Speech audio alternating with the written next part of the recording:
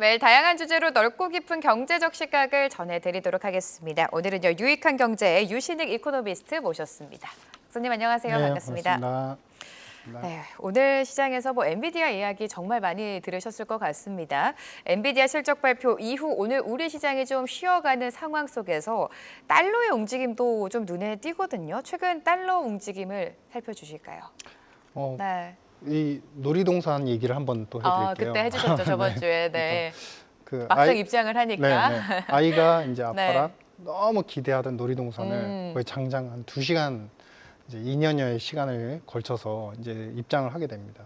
그러면 이제 아이는 과도한 이제 그 아드레날린이 분비가 되겠죠. 너무 기쁘죠. 그래서 놀이동산에서 이것도 타고 싶었고 이제 드디어 현실화 되니까 그로 인해서 약간씩 이제 현실적으로 그동안에 기다렸던 것들 이제 하나씩 할 수 있는 상황이 됐습니다. 그러니까 당연히 그 시점에서 달러도 약세를 보이는 것은 당연한 것이고, 이제서야 드디어 이제 기다리던 금리나 너무나 빡빡했던 달러 강세 이런 흐름들이 이제 살짝 더디게 이제 다운그레이드가 되는 상황입니다.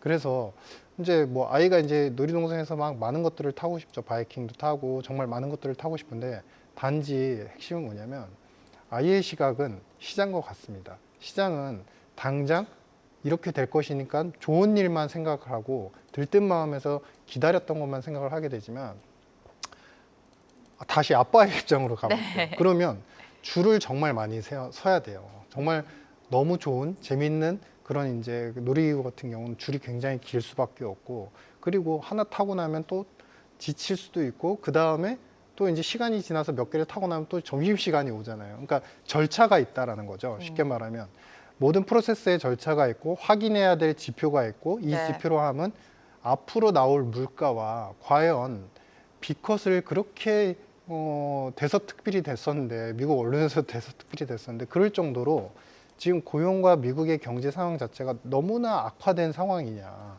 급진적으로 변화시킬 만한 상황이냐에 대한 체크가 중간중간 다 이루어져야 된다는 겁니다. 그것이 되었을 때 시장에서 들뜨는 마음, 즉 아이의 마음으로 기다렸던 것들을 다 할 수 있는 것인데, 그것이 쉽게 이루어지진 않다.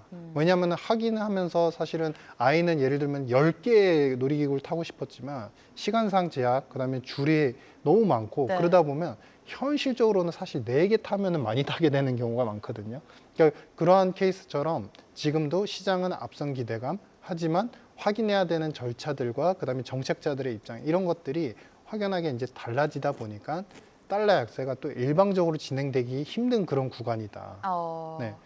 반대로 얘기하면 이런 시점이 되면 사실은 드디어 놀이동산 입장을 해가지고 달러가 잠깐 주춤하면서 꺾여 나가고는 있지만, 사실은 여기서 달러가 더 꺾여 나가려면 정말 미국 경제가 너무 안 좋아야 됩니다. 정말 안 좋아야 됩니다. 누구나 이제 인정할 정도로. 네. 근데 그 정도로 미국 경제가 꺾여 나가기에는 앞으로 기다리고 있는 특히 중요한 대선이라는 거. 그러니까 대선은 미국의 어떤 경제 사이클이 어떤 방향성이 안 좋다가도 좋게 만들 수 있는 되게 큰 어떤 국면 전환의 굉장히 큰 시점이거든요. 그게 경제뿐만 아니라 주식시장도 마찬가지입니다. 근데 그런 큰 포인트가 이렇게 도사리고 있는 상황에서 침체가 올 거야라고 이제 생각을 하고, 달러는 그래서 더 약세야. 약세를 계속 트렌드화해서 생각하는 것 자체는 좀 과다한 해석 네. 측면이 있다라는 생각입니다. 놀이동산으로 좀 비유를 해주셨습니다. 지난주부터 우리가 너무 가고 싶은 어린 아이의 마음으로 놀이동산을 막상 입장을 했는데, 말씀해 주신 대로 다 못할 수도 있고 실망감이 나올 수도 있고, 그만큼 시장에서는 아직까지 체크해야 될 변수가 많은 것 같습니다. 미국의 기준금리 인하가 확실시 되면서 본격적인 달러화 약세가 시작됐다. 올 연말까지 1,200원대까지 떨어질 것이다. 이렇게 전망하는 분들도 계시지만, 박사님 말씀은 그렇게까지 급격하게 떨어지려면 미국 경제가 꺾여야 되기 때문에 네네. 그런 약세 흐름은 제한적일 것이다, 이렇게 말씀해 주셨거든요.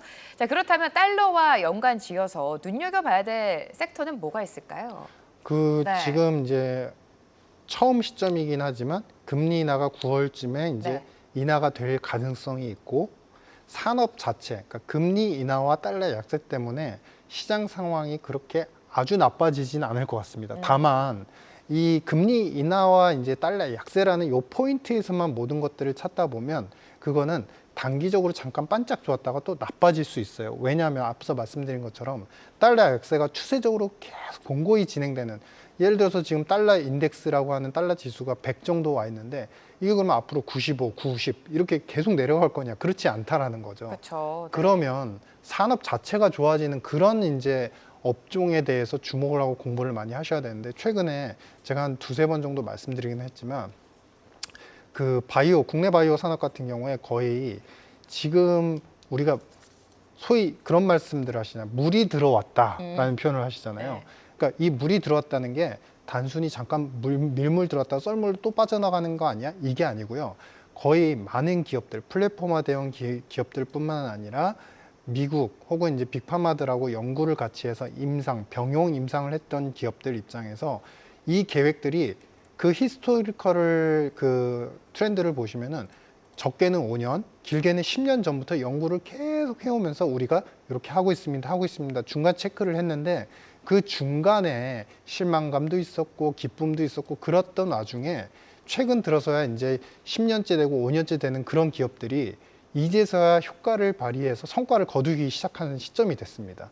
즉 바이오 산업 같은 경우는 이제 미국에서도 빅파마들이 굉장히 많은, 거의 4천억 달러에 육박하는 돈을 가지고서 기술을 사거나 아니면 M&A를 직접 하려는 그런 적극적인 움직임을 보이고 있는 상태에서, 특히나 금리도 이제는 과도한 금리 인상 시기는 이제 지나갔고 소폭이라도 금리를 인하할 수 있는 시점이 되다 보니까 빅파마들이 자금 조달을 해서 기술을 사거나 M&A 하기에도 조금 더 유리해진 환경이에요. 근데 앞으로 약가 인하 이슈는 어떤 대통령이 되든지 이 약가 인하 이슈에 분명히 이제 빅파마들은 겪을 수밖에 없는 과제가 됐기 때문에 약가 인하를 한다는 것은 뭐냐면요. 네. 더 싸고 좋은 약을 만들어야 됩니다. 그렇기 때문에 우리나라의 플랫폼화되어 있는 기업들에 대해서도 굉장히 좋은 파이프라인, 입증된 기술, 그동안 같이 했던 연구, 이런 것들이 성과로서 FDA 승인을 받는다든지 아니면은 이미 연구를 해왔던 약물에 대해서 이 약을 우리가 추가적으로 또 더 다른 질환에 적용을 해가지고 연구를 하겠습니다라는 임상 계획까지 발표할 정도로 네. 그런 이제 트렌드가 형성이 되고, 여기서 그럼 직접 거론되는 빅파마들은 여러분들 다 아시는 것처럼 존슨앤존스도 우리나라 회사랑 지금 결국에는 성과를 거두었고요. 네. 오늘 같은 경우 보시면은 이제 아스트라제네카도 국내에 있는 바이오 파이프라인을 많이 가진 회사하고 협업 연구를 더 확장할 예정이 있습니다.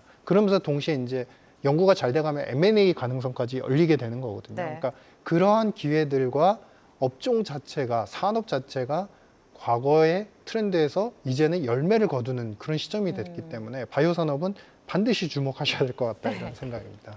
사실 9월 FOMC까지는 시장에 좀 불확실성이 있을 수는 있는데 달러도 짚어주셨습니다만 여전히 관심 있게 봐야 되는 섹터는 바이오다라고 설명해 주셨습니다. 지난 주말 잭슨홀에서 금리 인하 호재가 나왔음에도 불구하고 우리 시장은 아무래도 엔비디아 실적의 눈치를 보면서 좀 약세 흐름을 가져가고 있는데요. 자, 하드의 금리 동결로 인해서 디커플링 가능성이 또 언급이 되고 있습니다. 네네. 이 부분도 살펴볼까요? 그러니까 우리 이제 어제 이제 이창용 총재께서 그런 말씀을 하셨어요. 그러니까 처음 취임사를 하셨을 때 네. 취임사 이창용 총재님의 그 취임사를 보시면 이제 구조조정이라는 단어가 거의 10건 이상이 나와요. 그러니까 어찌 보면은 그때도 결이 똑같은 말씀을 어제 이제 심포지엄에서 발표하셨는데 신용이 늘어나면서 한은혜 이제 통화정책 신용 보고서에서 작년도에 이런 내용이 있었습니다. 가계부채가 지나치게 늘어나게 되면 그것이 GDP 대비 80%를 가계 신용이 늘어나는 그런 동시에 80% 이상 되는 GDP 대비 비율의 가계 신용이 결국엔 소비를 억제할 수밖에 없다. 이 얘기는 뭐냐면 우리가 이제 월급을 예를 들어서 받는다고 친다면 100만 원이잖아요. 100만 원인데 모든 가구들이 다 가계부채가 어느 정도 일정 수준이 쌓여 있는 상태에서는 대출 이자도 내고 원리금도 내고 그런 돈들을 다 내고 나면요. 사실 쓸 돈이 별로 없다는 얘기예요. 그게 앞으로 절대적인 규모가 신용 자체가 늘어나면 늘어날수록 가계의 어떤 주머니 사정은 힘들어지는데, 그런 것들이 내수 경기 약화뿐만 아니라 소비가 내수 경기가 약화되면 결국에는 뭐로 연결이 되느냐? 요즘에 국내 자영업자들의 폐업률이 상당히 높아지고 있지 않습니까? 국내의 내수 시장 소비 약화는 자영업자들의 약화로 바로 직결이 됩니다. 그래서 결국에 이제 말씀하셨던 톤이나 뉘앙스를 보시면은 미국에서 금리 인하를 하니까 우리도 금리 인하 트렌드에 결국엔 따라가니까 결국에는 유동성이 또 붐업된다. 네. 이런 차원으로 보면 안 된다라는 약간 경고 메시지가 있었어요. 그러니까 어찌 보면은 하나는 독립적으로 정부의 역할도 중요하고 여러 가지 이제 균형점을 맞춰야 되는 것도 중요하지만 신용 문제나 부채 문제는 이제는 더 이상 다음으로 미룰 수 없는 과제가 돼버렸기 때문에 이것에 대한 구조조정이 필요하다. 즉 금리 인하를 미국에서 트렌드화되거나 앞으로 좀 이어진다고 한들 그것이 한국에서 그대로 받아서서 후행적으로 트렌드화 될 거라고 너무 기대하는 거는 섣부르다. 이런 이제 경고성 멘트였다. 이런 생각입니다.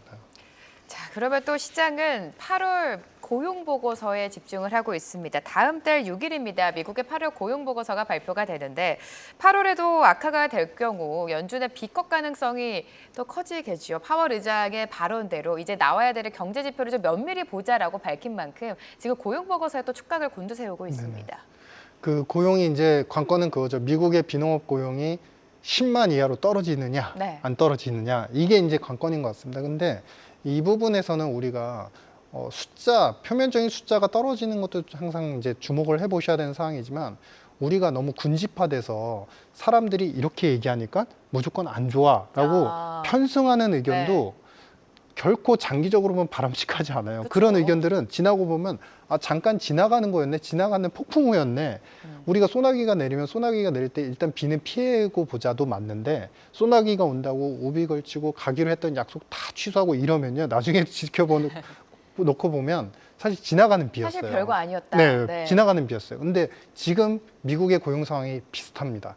뭐냐면 이제 허리케인 때문에 일부 이제 자동차 공장이 가동이 이제 중단이 되거나 조금 그 조업 일수가 좀 줄어들면서 지난달 7월 달 같은 경우에도 이제 신규 고용 자체가 더 이상 이제 채용을 하는 폭 자체가 조금 줄어들다 보니까 신규 고용이 11만 대 정도로 이제 축소가 됐는데 이것이 연속적으로 본다면 앞으로도 이제 한 달 정도는 더 취업 인구를 덜 쓸 수 있다. 그러니까 노동자를 덜 고용을 했을 것이다라는 추정을 해 본다면 10만 이하로 살짝 언더할 가능성이 있습니다. 하지만 기술적으로 봤을 때 지금 미국 경제가 약화가 되면서 나타나는 고용의 약화라기보다는 실제로 지금 마찰적 요인이라고 하는데 공급은 너무 많아지고 있습니다. 노동자들이 일을 하려는 사람들은 너무 많아지고 있습니다. 근데 미국의 기업들 입장에서는 매칭이 잘 안 되는 상황이에요. 오히려 노동자들 같은 경우는 지난번에 어떤 높았던 임금만 생각을 하고 있고 고용자들은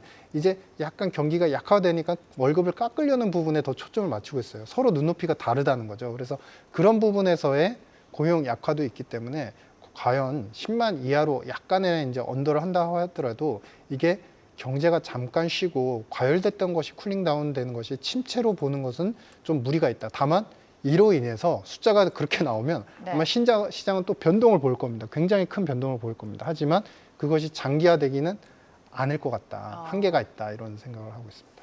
자, 이제 다 지나가는 비일 텐데 저희가 뭐 엔비디아 실적도 마찬가지고요. 파월 의장의 발언 그리고 뭐 고용 지표까지도 너무 집중해서 물론 집중은 해야겠지만 이게 끝인 것처럼은 반응하지 말자, 대응하지 말자라는 게 박사님의 말씀이신 것 같은데요.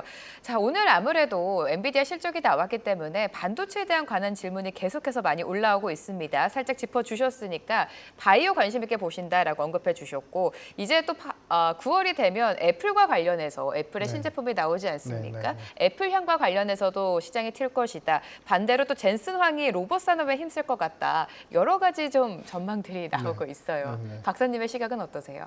그러니까 이 얘기를 한마디로 우리가 정리를 해보면 사실은 엔비디아도 이 지금 AI 관련된 칩만 얘기하는 것이 아니라 앞으로 더 무궁무진하게 연결해서 많은 그러니까 어플라이, 그러니까 우리가 적용을 해서 더 많은 산업으로 4차 산업으로 더 확산이 될 수 있고 그것이 수요를 끌어들일 수 있다. 그렇기 때문에 매출이나 성장에 대한 큰 트렌드는 결코 쉽게 꺾이지 않는다.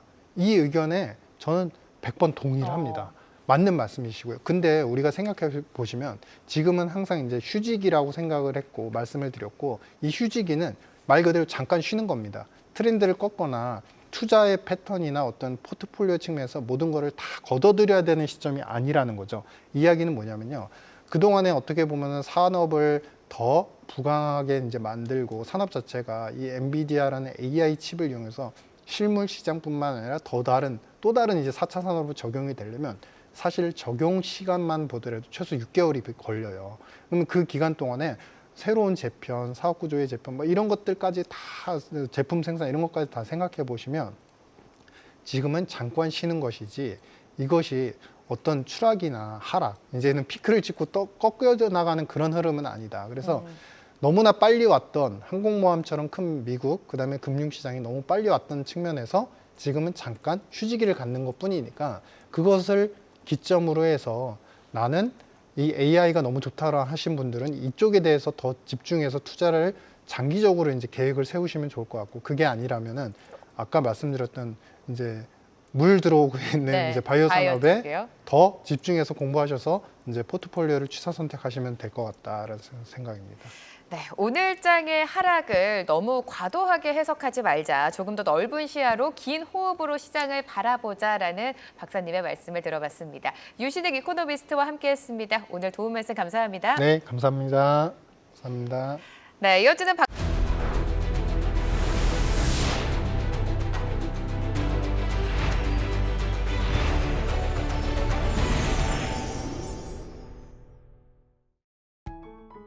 계속해서 다양한 경제 이슈를 알고 싶다면 구독과 좋아요, 알림 설정 부탁드립니다.